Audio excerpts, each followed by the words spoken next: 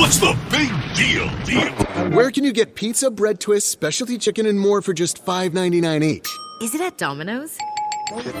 He hands off hand-tossed pizza and a marble cookie brownie. He's going! There's a lot of variety on the radio and at Domino's, too, where you can Mix and match 2 or more. $5.99 each at Domino's. 2-item minimum. Pan pizza, bone-in wings, and bread bowls will be extra. Ask for this limited time offer. Prices, participation, delivery area, and charges may vary.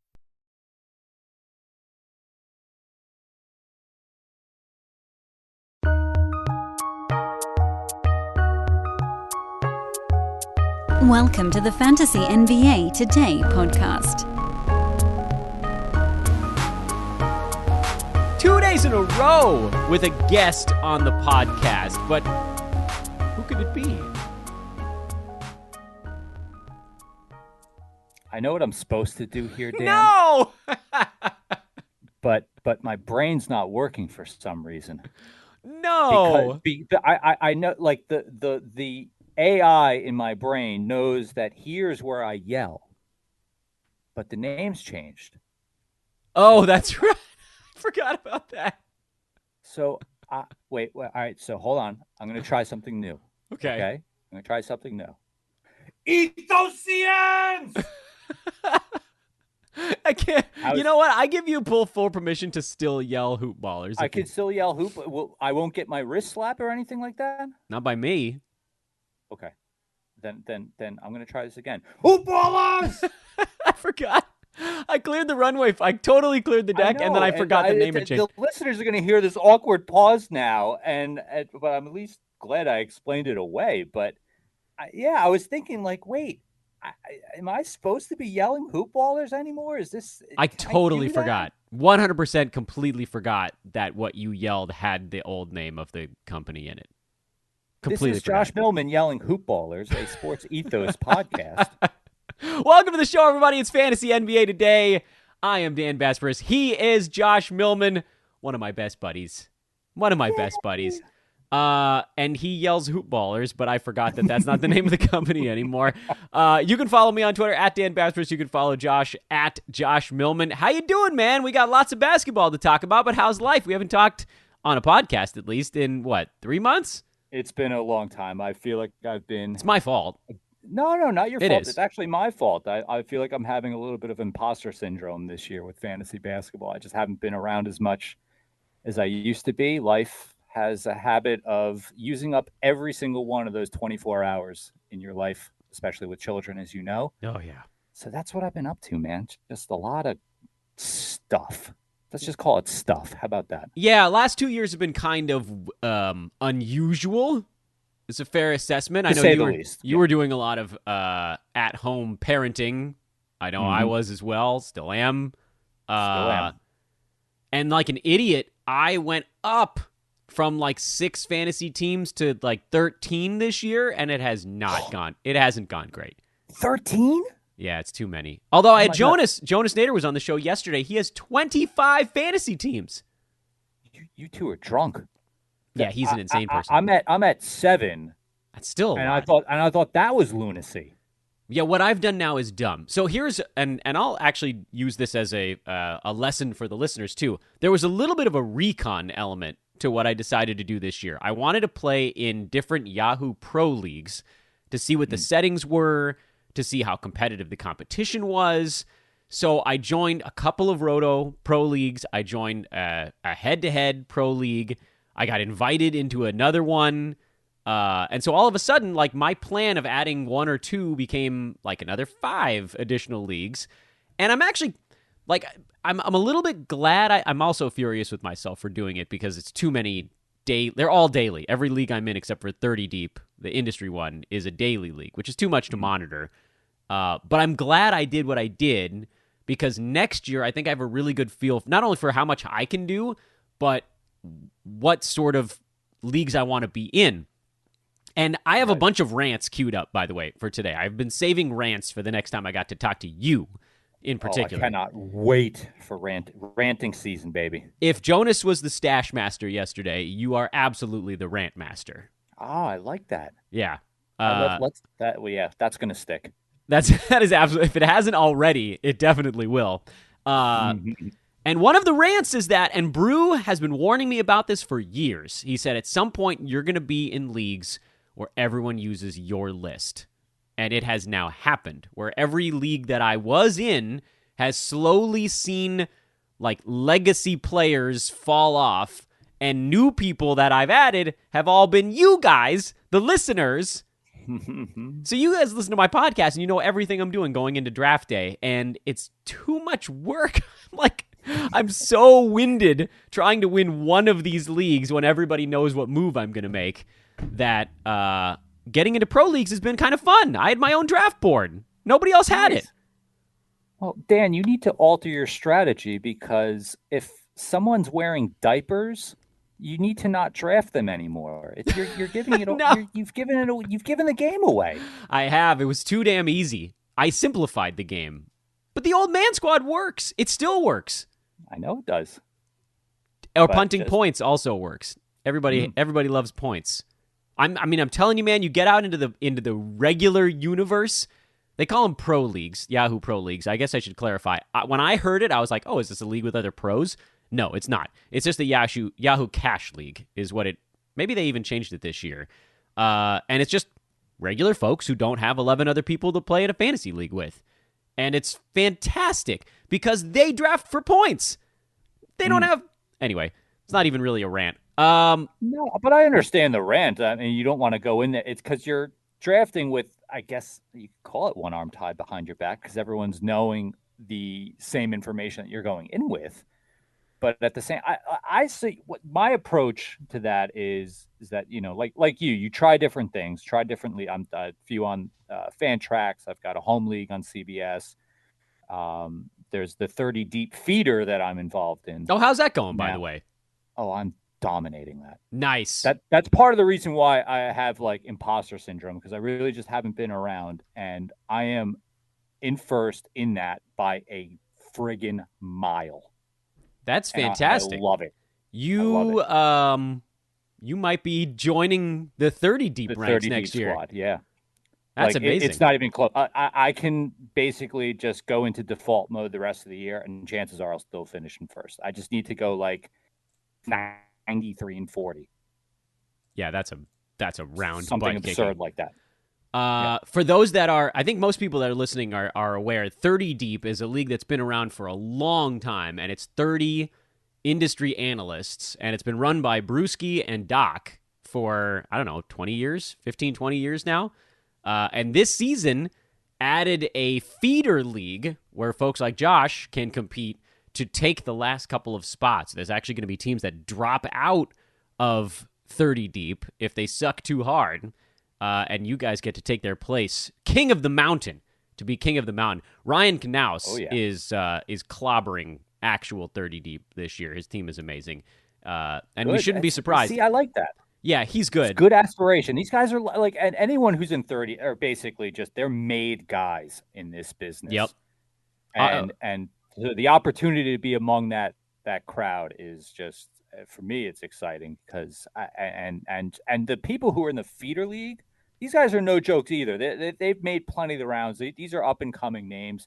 We got a lot of guys on our side too. The Kinger, Srochi, Steve. It's the competition's fierce, and I'm laying the wood on these guys. I'm excited. Attaboy. See, so you still got it, even in a down year. You still got it. Mm-hmm. Yeah, I think that's so. my guy. So I wanted to talk a little bit about the deadline. I wanted to talk a little bit. I have another rant queued up. I'm sure you've got one locked and loaded at some point. You might not even know you have a rant raring to go, but there's one in there. I know there is. I know there's one in there. It's just, I'm sure if we talk about my beloved Brooklyn Nets, you'll get it out of me. So I might save that a little bit. What do you think about actually the trade deadline? I think this show could run somewhat in juxtaposition to yesterday's show, because Jonas is so good at finding diamonds in the rough of weird guys to watch going into the trade deadline. I tend to swing a little bit the opposite direction, but I love having him on the show because it provides that kind of counterpoint. How do you prep for a trade deadline? How do you do that extra dig and potentially use up a roster slot?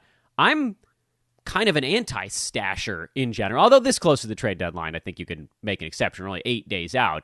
But, I had somebody in my Twitter mentions yesterday talking about how he's been sitting on Alperen Şengün since draft night.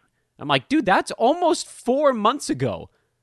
That dude hasn't done, what did he have, a week where he had fantasy value? So how do you operate when it comes to stashing, whether it's trade deadline or just in general? It depends on the league that I'm in and how many bench spots that I have available, how many IR spots I have available. I tend not to do that on teams where I have very thin benches. So if I only got like 3-4 spots, I'll try and I really won't stash, and I'll just have to try to be reactive the minute any sort of news breaks on Twitter or anything like that. But I've got a couple leagues where I do have a reasonable amount of depth on the bench. And just one example, like Jonas Valanciunas, I saw his name come up, and I forget who tweeted it. I forget the news article, but it was just kind of an offhand comment. And if the Pelicans decide to trade Jonas Valanciunas, and I'm thinking to myself, wait, didn't they sign him? What? Now he's all of a sudden in trade rumors. And so immediately I picked up Jackson Hayes because they started him a couple nights ago alongside of Valanciunas. I don't know if this was just, lineup experimentation or if this was just a preparation for the long term. But I said, you know what, let me just keep my eye on these things where I can dabble in some of these, handcuff situations. Yeah. I'll do that, but I'll only do that if it's like a guy who has a very, very clear role and runway on this team. I think the Indiana guys are kind of case in point, and why, and Isaiah Jackson is probably going to be incredibly valuable. But, the Jackson Hayes thing was just my recent example for that. So I think you just have to pick your battles depending on the size of your league. Yeah. How do you sort of a corollary to that? How do you isolate what players or teams you're looking at? Are you watching the news, or do you look at teams that are super low in the standings, or teams that might be trying to make a run at a winning a division or something like that? What's the process behind how you find the names you're looking at? I think it's a combination of, I look at news and then I really think of who the strict sellers are at this point. And this will kind of hopefully segue into our ladder exercise. But we know who the dregs of the league are at this point. So I'm waiting to see whose names are going to be most prominent in the rumor mill. But I also try not to, dive into too much of those fringy teams like your Wizards and Knicks that have these kind of convoluted rosters where if they shed someone who isn't a Brad Beal or Julius Randle, that there isn't an obvious solution. For example, if the Wizards trade Daniel Gafford, they're still going to split minutes between Trez and Thomas Bryant, which is going to be, it's still the same mess you're dealing with, whereas if the Knicks were to trade Randle, Obi Toppin is clearly going to step into a much larger role. So it really depends. It's a combination of news, but we also know who the sellers are. They're your Orlando Magics. They're your your Detroit Pistons. You're probably your Sacramento Kings, and so on and so forth. So Thunder, Rockets. So I try to focus on those teams and know, or at least assume that, if I hang on to this one guy and there's a clear path for him, I try not to mess with maybe he'll see 20, 25 minutes. It's the same thing you're dealing with now, so that's my general approach to that, to this type of upcoming news and how I react to it. Yeah, it's so hard. There's so many moving pieces, and even on a team and this is why I tend to swing a little bit the opposite direction. And I don't want to say I pushed Jonas on it a little bit, but at the end of yesterday's show, I asked him, which of these guys would you actually move on now? And he was like, I think basically just Isaiah Jackson. Because the rest of the names on Jonas's list, Josh, if you didn't hear it yesterday, he mentioned Willie Hernan-Gomez. You mentioned Jackson Hayes, so that's generally the same spot in New Orleans. Right. Isaiah Hartenstein for the Clippers, KJ Martin on the Rockets, Thaddeus Young, good old Team Thad. I think he just put that one out there to butter me up, and it was he definitely did. That well executed. Seriously, come on, that's like Dan Besbris catnip right there. Yeah, he was buttering me, and it was well executed by Jonas. By the way, he started with that. He's like, I'm starting with this one to get you on my side. And I was like, okay, you did it, man. It was well done. Man did his prep. But it's why I tend, I think, to swing back the opposite direction, because it is hard to find a roster spot for those guys. Yeah, I mean, Hernan Gomez, Hartenstein probably the one that's closest of these other names. They all need something to happen on trade deadline morning or leading up to trade deadline morning. As we've seen over the past, I don't know how many seasons now, the thing we expect to happen rarely happens. It's always something else, some weird thing. And then, I'm on a live show for 4.5 straight hours. And Josh, you'll be joining us on the live deadline show next Thursday. So I'm like, What's the big deal? Where can you get pizza, bread twists, specialty chicken, and more for just $5.99 each? Is it at Domino's? He hands off hand-tossed pizza and a marble cookie brownie. He's going! There's a lot of variety on the radio and at Domino's, too, where you can Mix and match 2 or more. $5.99 each at Domino's. 2-item minimum. Pan pizza, bone-in wings, and bread bowls will be extra. Ask for this limited time offer. Prices, participation, delivery area, and charges may vary. I lob a question out to someone that I think is going to take them 3 or 4 minutes to answer, so I can go scour my leagues to see what guys are available in the middle of the live show, because these decisions you have to make so fast in the moment, and then stashing them beforehand.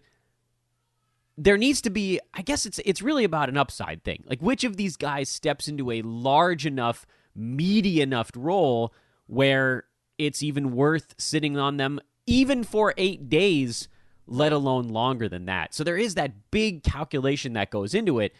And the only ones that jump out are the ones that sort of, I think, maybe pop up a little bit before that. You mentioned the Wizards, Thomas Bryant and his bad ankle injury that just happened yesterday.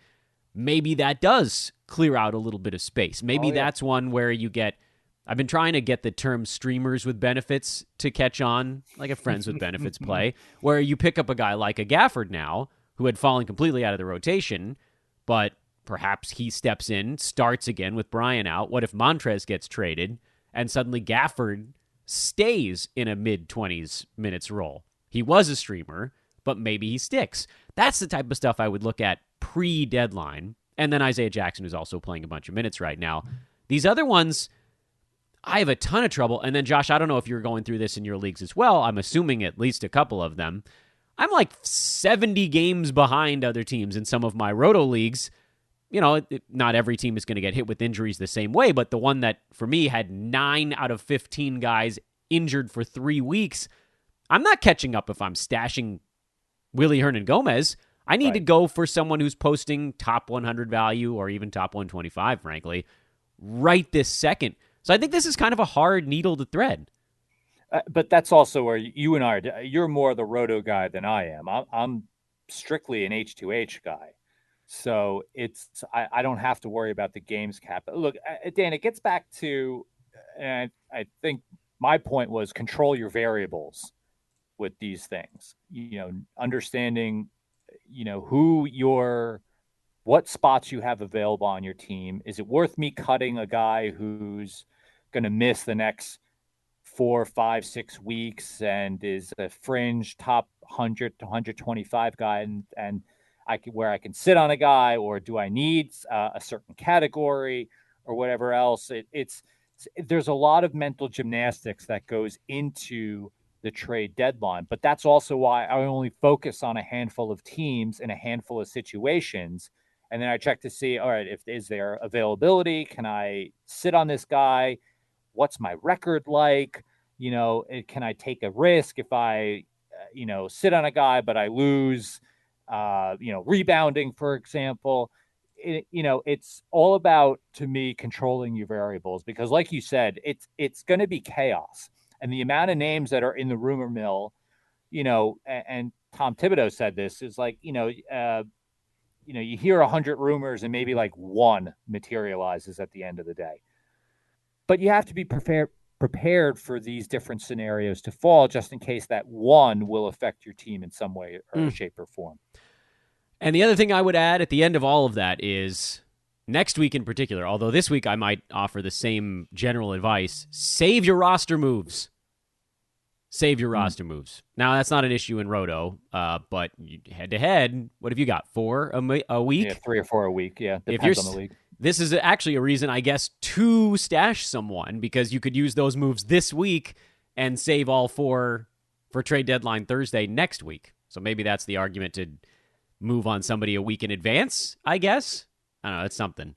The other argument is that there's going to be less streaming opportunities at this point. That big COVID wave opened up all of these streaming ops. That was crazy. It was crazy. You could plug and play guys left and right. It was basically like just DFS, but for, season long fantasy leagues. Yeah. And you know how many people season long leagues were like, this is terrible, I'm quitting. Which actually brings me joy, because that means that a lot of people are going to stick with full season forever. Because every year I'm like, is this the season that DFS just wipes all of our full season stuff off the map?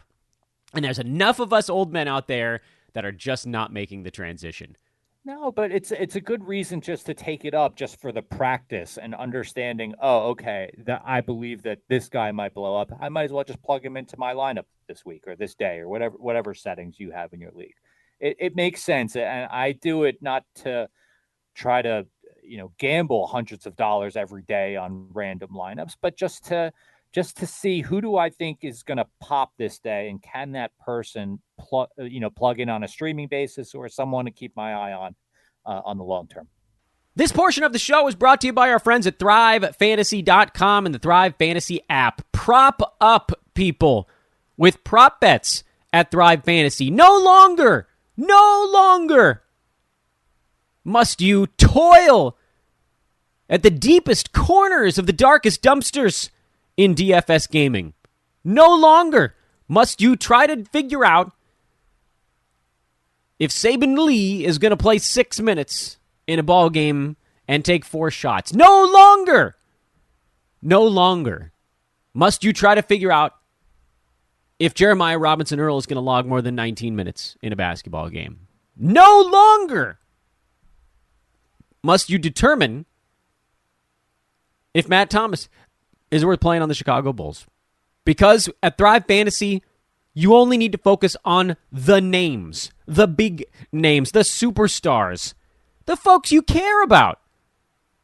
20 prop bets to choose from. You pick 10 overs and unders. If you get the most points from your selections, you win money in the Thrive Fantasy Tournament du jour.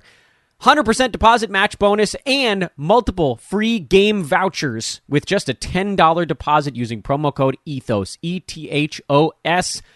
Head on over there, throw $10 in the account, and you get another 10 on the deposit match, and 2 $20 contest entry vouchers, $60 of play for $10 of deposit at ThriveFantasy.com with promo code ETHOS. Check them out now. They're a fantastic partner. You guys are going to have a lot of fun. I promise you're going to enjoy yourself. It's fun. In my estimation, it's better than traditional DFS. I know that plenty of folks out there love regular DFS. I'm just not one of them. So something different, something special. This is right up my alley. Thrive Fantasy, they've got the app, Apple Store, Android Store, wherever you got to go, or the computer, ThriveFantasy.com. That's where my old people like me go to play it. Check it out now. Go to play it. Check it out now. I got a rant for you. Can I lay a rant? Number 2. Let's have it. So this is the one that I actually teased ever so slightly on yesterday's show. And my rant has to do with getting a pick on the turn in fantasy. And it's like you know those there are always these movies that talk about how like certain things are determined in you can maybe change something, little things, but the end result always ends up being the same. They're like time travel type movies and crap like that. And I feel like getting a pick on the turn is basically a bad time travel movie, because no matter what you do, you're going to end up in the same stupid spot every single year. And I'm just mad about it this season because I thought this was the year that was actually going to change. I had this sneaking suspicion. I was like, look, you got Jimmy Butler going late. You got Anthony Davis going late. You got Paul George going kind of late. You got, I thought, Bradley Beal going a little bit late, although that one turns out to just be totally wrong, and now he's hurt also. And all of a sudden, you got all of these guys hovering in that 10, 11, 12, 13, 14 range going into the season. I thought, this is the year. You've got actual bona fide value happening on the turn. Guys that are probably going to beat that mark on a per-game basis. And Jimmy Butler, number 5 per game, but he's only played 33 games. Anthony Davis, number 10 per game, and that's down because of a few games prior to his injury where he was kind of falling off a little bit. He was going near 13, 14, 30 games played. Paul George, he started the year number 5, hurt his elbow, and dropped to number 15. But if you go by the beginning of the year, he was a top 6 guy. Oh, he was awesome. Yeah. 26 games played. So you had all these guys at the turn this year that really did actually turn, except Beal. Got to take my shot there. Who really did turn out to be amazing per-game values, and not one of them could stay healthy this season. I am irate because I thought this was the year that folks on the turn were finally going to be able to keep pace with the guy at the top who gets Nikola Jokic, and life is just a damn breeze from start to finish in the fantasy league.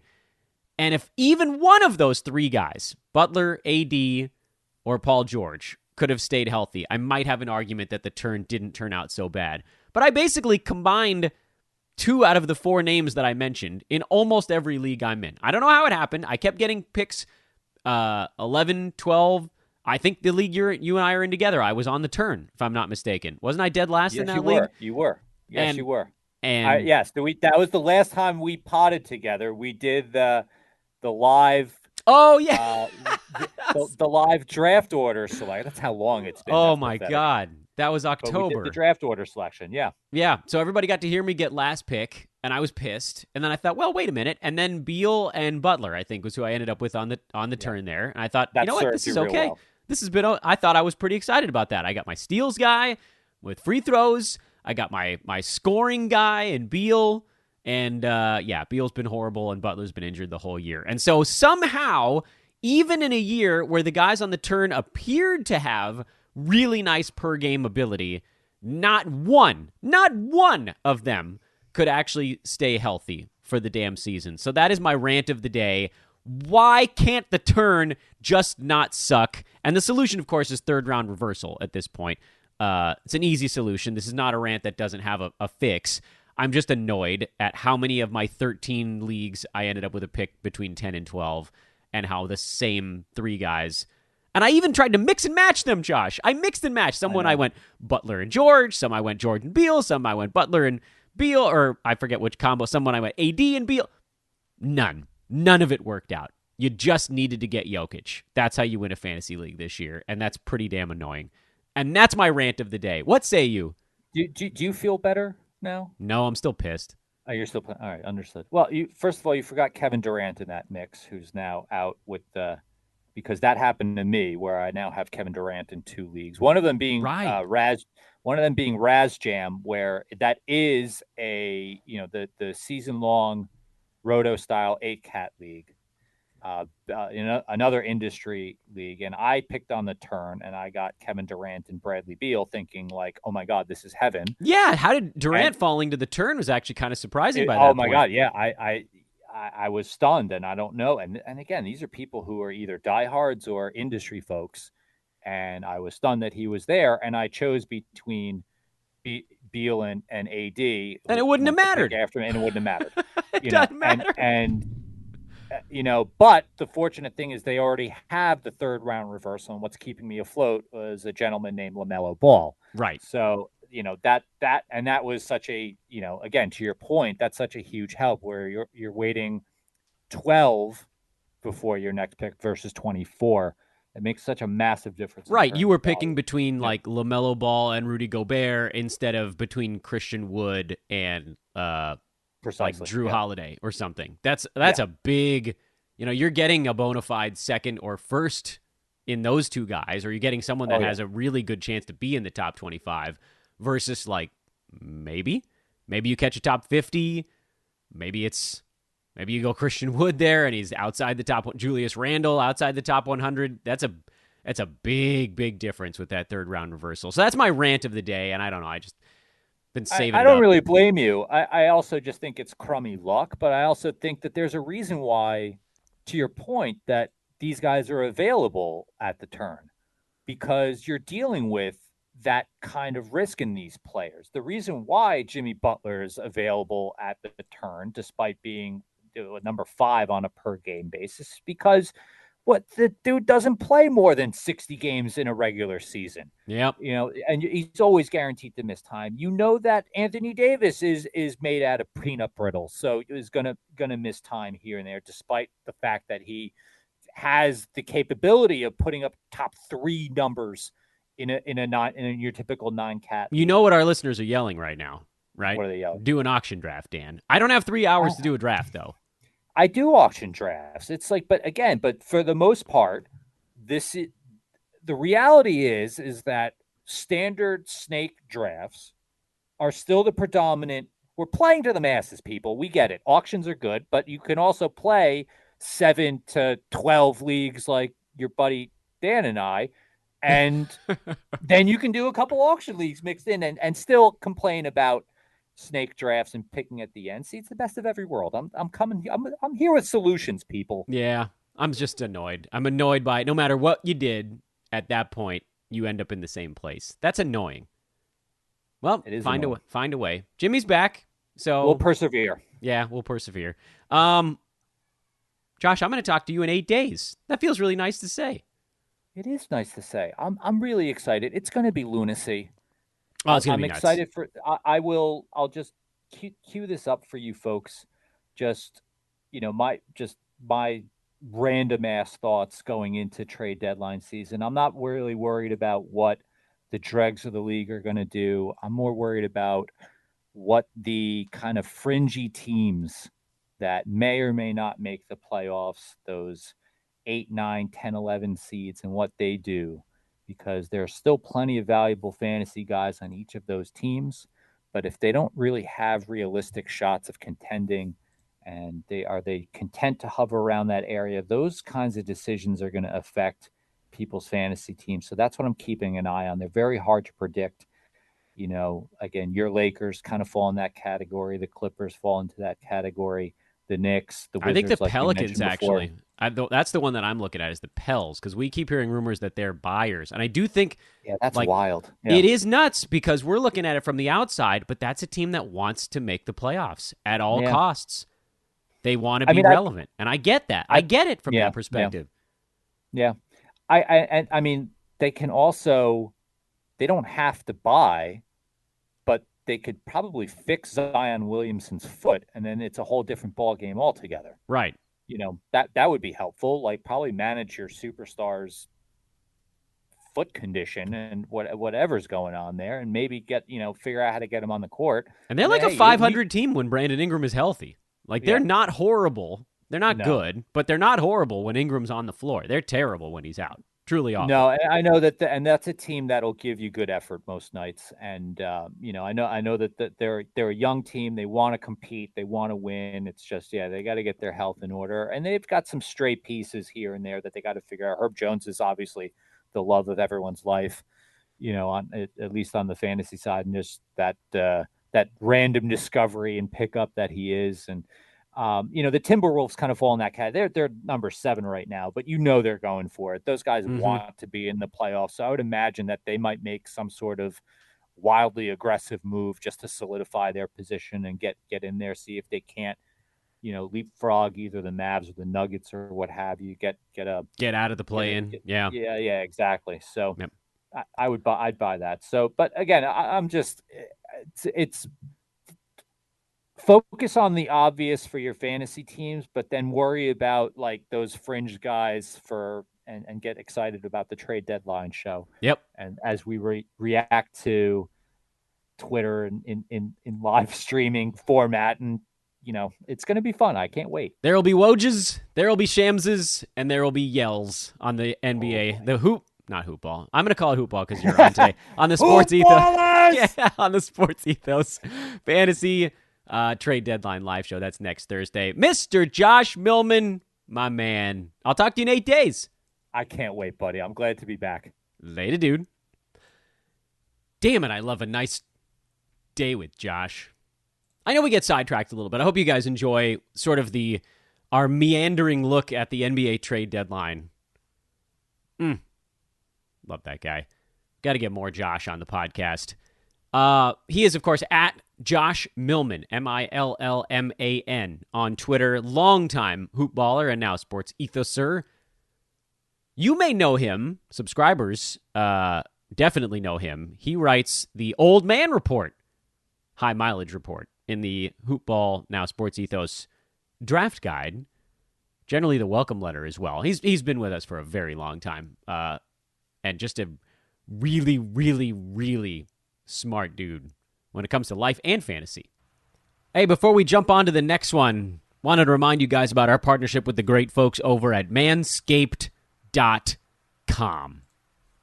Use promo code ETHOS20 to get 20% off and free shipping on whatever you get at Manscaped.com. The best in men's grooming. 2 free gifts, actually, if you shop there right now. 2 free gifts. Boxers, a toiletry bag, with your purchase of the Performance or Perfect Package 4.0, which includes the Lawnmower 4.0 and other delightful accoutrements.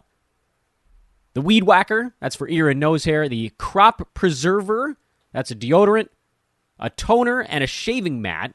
All comes in the Performance Package 4.0. That's $120 minus 20%, so you knock $24 off of that guy. And the Perfect Package 4.0 is just $100. That's the Lawnmower 4.0. It has the deodorant, the toner, and the shaving mat. Does not include the ear and nose hair trimmer, but you could get that for $80 with our coupon code. And again, right now, you get the bonus boxers and toiletry bag at Manscaped.com with promo code ETHOS20.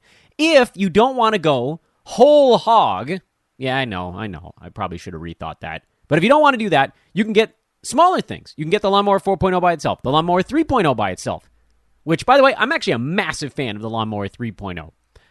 The Plow, that's a single-blade razor. The Shaver, that's a 3-blade razor with the lubrication strip. The Weed Whacker, we already told you about that. Shears, that's a luxury nail kit. Replacement blades for any of this stuff. Deodorant, we've talked about. Boxers, T-shirt. Want to wear a Manscaped T-shirt? Hell yeah, you do. I got one. Wear it around the house. Chapstick, lip balm. They got it all. At Manscaped.com, use promo code ETHOS20 to get 20% off and free shipping on your order. It's good stuff, people. Please just go check it out. Tell them Dan sent you. They won't care. Quickly here, I want to zip through the Tuesday recap because that is still part of the mess. New Orleans beat Detroit on the road. Brandon Ingram back and played well. He got ejected for sort of a dumb technical foul. You don't have to worry about any after effects of that. We talked about Jackson Hayes a little bit with Josh, and he started and played 26 minutes. The line wasn't as impressive. Usage obviously taking a big hit. Ingram back. And that's the story for a lot of these guys.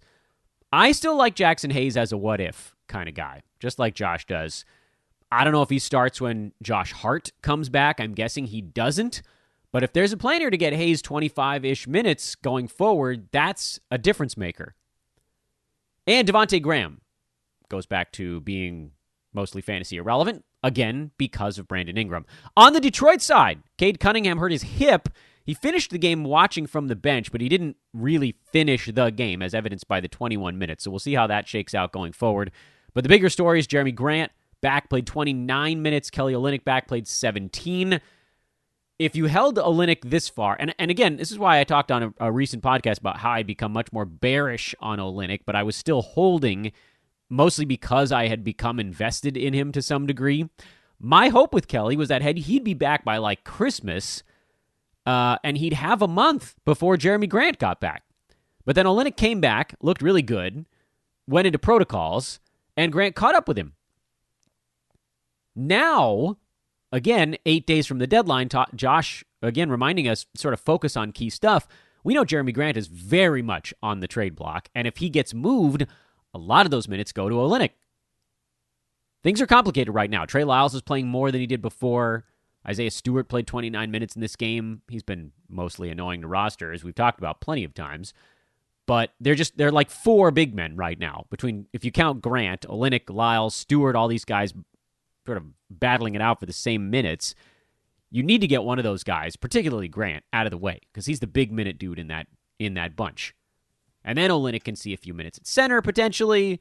If Lyles gets moved or shut down, if anybody gets hurt, that opens up a big window. As it stands right now, there might not be enough for Olynyk right now. Like if nobody gets traded 8 days from now, you might be dropping Kelly. But we've now come this far. We're this close to the trade deadline. You kind of just need to stick it out.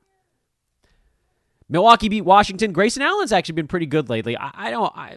Recommending a pickup there is a little bit far, I think, for me.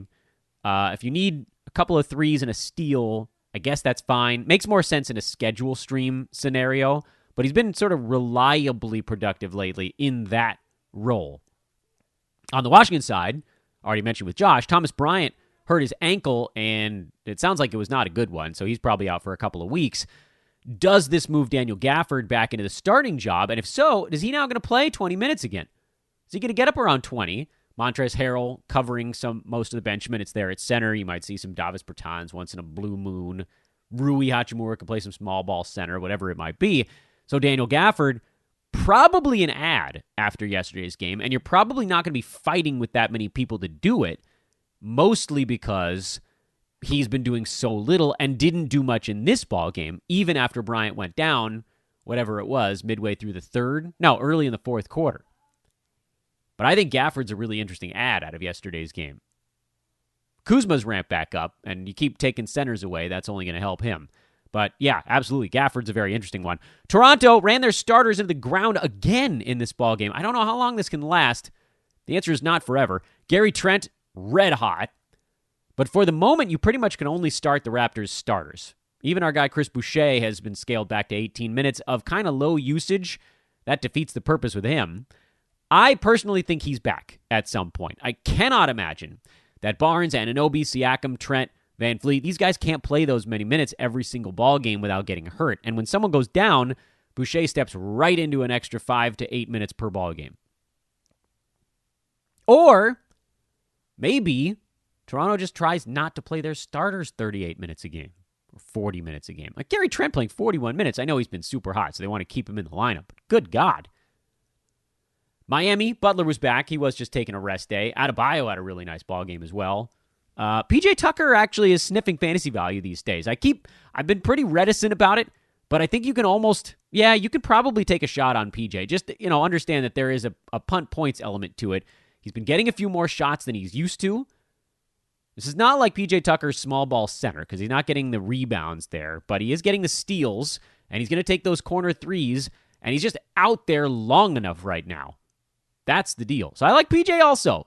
Probably Gafford more, but PJ too. No big notes in the Orlando-Chicago game other than, again, Mo Bamba just not closing ball games right now. Chuma Okeke is seeing more time late. Gary Harris is seeing more time off the bench. You're not dropping Mo, but his arrow's pointed the wrong way. And with Okeke, he's gone crazy in the defensive stats. We talked about it, I think, 2 days ago on the show. He's a go right now while this is happening. I don't know if it's going to keep up forever. It's hard to do that much defensively every single ball game, but he's doing it now. Ayo Dosunmu, crushing it. 13 points, 3 threes, 9 assists. Really nice ball game on the other side as well. People that are impatient with Jalen Suggs have every right to be. He's going to be an efficiency disaster. He has been and will continue to be a guy in head-to-head you're sitting on and hoping that he gets better as the season goes. Not a roto guy. You cannot be using that stuff. Does more damage than he helps. Minnesota blew out Denver. Patrick Beverley's back. He was in foul trouble, but still had a good line in only 15 minutes, so he's an ad. And now you can go back to not quite. I was going to say start the starters, but D'Angelo Russell isn't back yet. So not quite start the starters. No, you're not worried about Taurean Prince's big ball game. And if you're looking at the Nuggets, it's just another example of why you really kind of can't trust anybody besides Nikola Jokic and sort of Will Barton. All these other guys bounce in and out of actually doing stuff. Zombie Warriors beat the Spurs.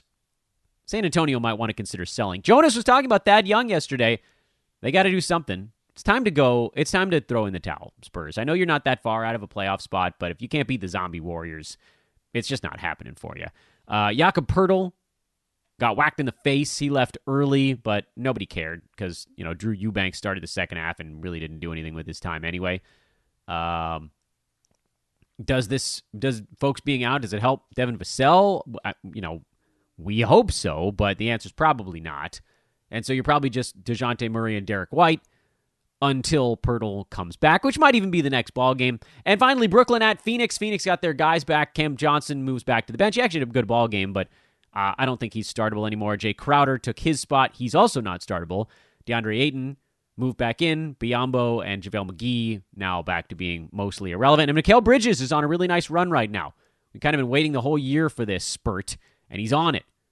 Chris Paul is on one, too. My goodness. CP3 back up to number 14 on a per-game basis. Number 3 by totals. What a season for Chris Paul again. Thought Nick Claxton would have a better ball game. I'll be honest there. 6 points, 3 boards, missed his free throws. I'm going to stick with Claxton a little bit longer. Lamarcus Aldridge is out at least a week. My guess would be even farther than that down the line. And you're not going to see Blake Griffin play this many minutes off the bench every ball game. Generally, I would expect more of a Claxton 25, Griffin 18 kind of split. But they had to flip it the other way because Claxton just wasn't working against the Suns. Phoenix too damn clever. But Nick is the more interesting fantasy player there. And he's the one that can kind of survive home or road games. His results are not so Kyrie dependent as someone like, say, Patty Mills, who we talked about. You can't really start him when Kyrie's playing, so road games. Brooklyn's got a couple of easier ones coming up. We'll see if that helps Claxton get back on track. And there you go. That's your Wednesday show. Big thank you, as always, to our good friend Josh Millman. He's someone that I met through fantasy, and we just became really good buddies. We need to pod more. And we're also living at opposite ends of the country. That makes it tougher. Go follow Josh at Josh Millman. I am at Dan Bespris. Shout out to all of our amazing partners here on Fantasy NBA Today. And, of course, we'll be back with you tomorrow, Thursday's show. Got some scheduling to work out. We might have a guest on tomorrow's show. We'll see. Surprise you if we do. Fantasy NBA Today, of course, is a sports ethos presentation, even if we said the name Hoopball a bunch of times today. Ethos Fantasy BK, the single greatest fantasy news feed on planet Earth. Please go check them out. Follow them immediately. You are falling behind, people, if you are not following Ethos Fantasy BK on Twitter. Again, I'm at Dan Vespers. He is at Josh Millman. Have a marvelous Wednesday. Talk to you Thursday. So long, buddy.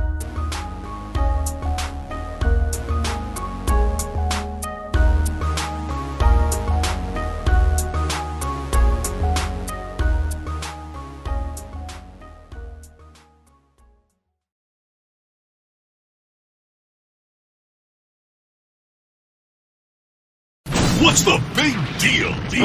Where can you get pizza, bread twists, specialty chicken, and more for just $5.99 each?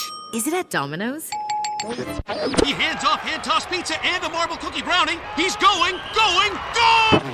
There's a lot of variety on the radio and at Domino's, too, where you can... Mix and match 2 or more for $5.99 each at Domino's. 2-item minimum. Pan pizza, bone-in wings, and bread bowls will be extra. Ask for this limited time offer. Prices, participation, delivery area, and charges may vary.